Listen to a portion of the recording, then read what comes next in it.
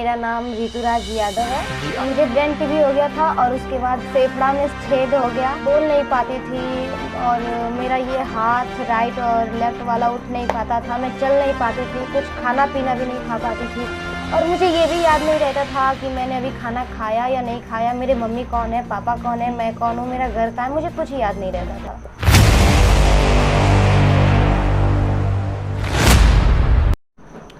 आप सबको जय मसीह की प्रभु आप सबको आशीष दे। और मैं सुशील ब्रदर आप सबके बीच में एक बहुत ही खास वीडियो लेकर आया हूं और हमारे बीच में एक बहन है जिनका नाम ऋतुराज यादव है और इनको ब्रेन टीबी हो गया था और इनके जीवन में काफ़ी ज़्यादा प्रॉब्लम हुई और ये मरने वाली थी और ये पटना हॉस्पिटल में भर्ती थी और मालूम चला कि इनको कोई प्रभु के बारे में बताया और एक प्रभु के दास इनके पास गया और वहाँ पे जो है कि इनके लिए प्रार्थना किया गया और ये बहन बिल्कुल चंगी हो गई। और पहले हिंदू रीति रिवाज के अनुसार ये लोग अपने जीवन को बिताते थे और चलते थे, लेकिन प्रभु यीशु मसीह जब इनके जीवन काम किया, आज प्रभु यीशु मसीह के पीछे चलते हैं। आज हम लोग इसके ऊपर बातचीत करेंगे और देखेंगे इनके साथ क्या क्या हुआ। तो बहन आपका स्वागत है,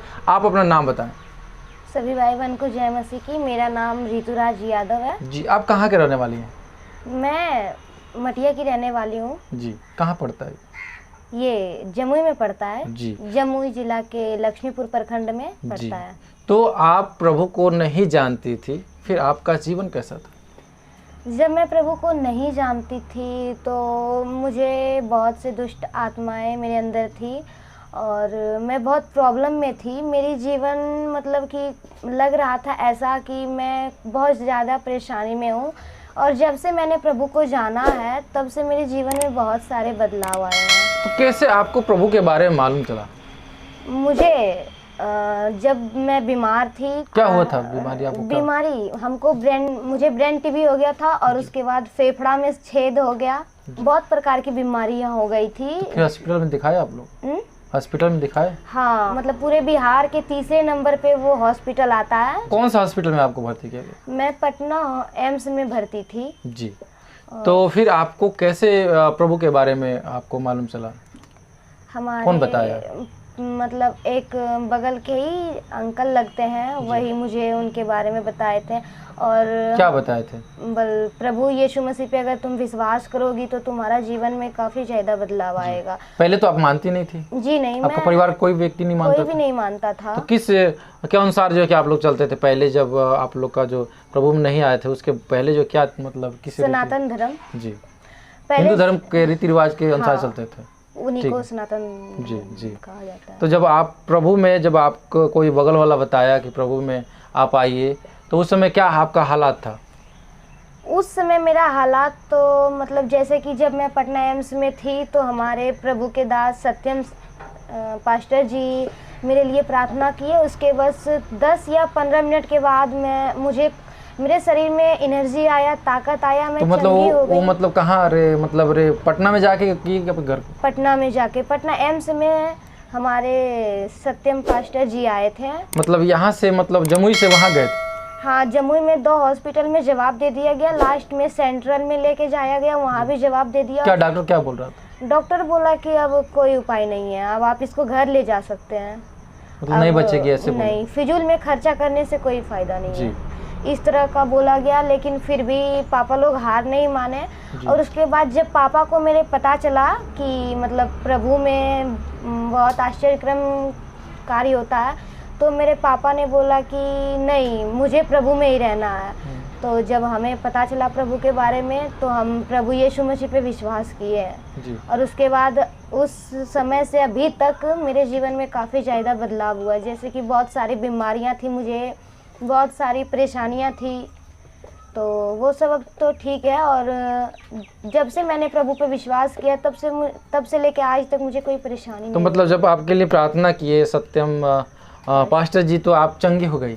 हाँ, बस उसके 10 मिनट के बाद ही मैं मतलब खुद से चलने लगी और बोल नहीं पाती थी, और मेरा ये हाथ राइट और लेफ़्ट वाला उठ नहीं पाता था, मैं चल नहीं पाती थी, कुछ खाना पीना भी नहीं खा पाती थी, और मुझे ये भी याद नहीं रहता था कि मैंने अभी खाना खाया या नहीं खाया, मेरे मम्मी कौन है, पापा कौन है, मैं कौन हूँ, मेरा घर कहाँ है, मुझे कुछ याद नहीं रहता था।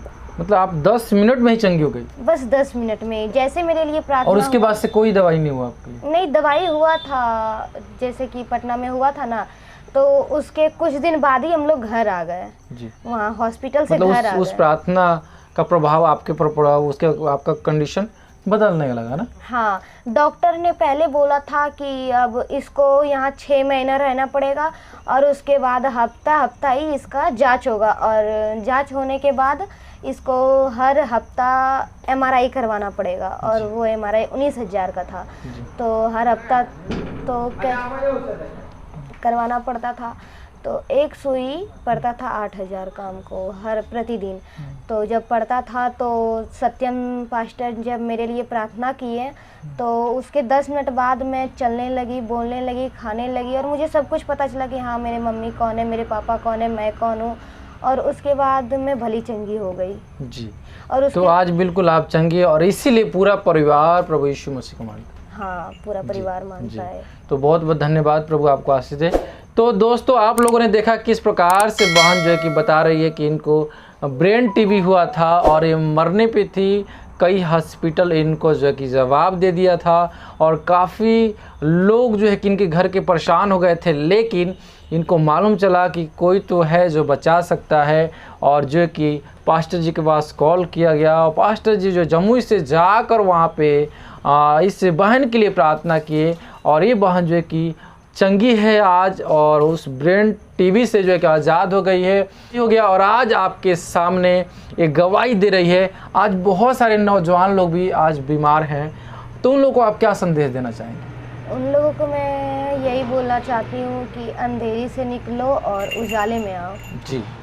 तो ये चाहते हैं कि जितने भी और भी नौजवान हमारे भाई और बहन इस वीडियो को देख रहे हैं, इस बात को समझिए। इनका कहने का मतलब है, एक ही ईश्वर है जो इस दुनिया को बनाया है, और वो है प्रभु यीशु मसीह। कहा जाता है कि मरता क्या नहीं करता। ये लोग इस लड़की को लेकर समझ गया था कि अब लड़की बचने वाली नहीं है, क्योंकि डॉक्टर बोल दिया था कुछ देर का ही मेहमान है, और इसको घर पे लेकर जाइए, पैसा क्यों बर्बाद कर रहे हैं। लेकिन इनके माता पिता प्रयास करते रहे, और एक व्यक्ति जो पूरे दुनिया को, जिसको हम लोग परमेश्वर बोलते हैं, जो इस दुनिया को बनाया, और वो इस बहन को चंगा किया, और आज आपके सामने अपनी गवाही को दे रही है। और सचमुच ये गवाही ये बहुत ही अद्भुत है और बहुत ही पावरफुल है। इस गवाही में परमेश्वर इस बहन के जो आशीष दिया। और मेरे प्रियो, मैं बताना चाहता हूँ, अगर आप भी इस गवाही को देकर थोड़ा सा विश्वास करते हैं, एक बार ज़रूर आप उस प्रभु को आजमाइए और देखिए क्या सचमुच वो चंगा करता है कि नहीं करता। मेरे प्रियो, आप लोग क्या सोचते हैं? आप लोग अपना राय ज़रूर कमेंट बॉक्स में लिखिएगा। फिर मिलते हैं एक नए वीडियो में, तब तक आप सबको जय मसीह की।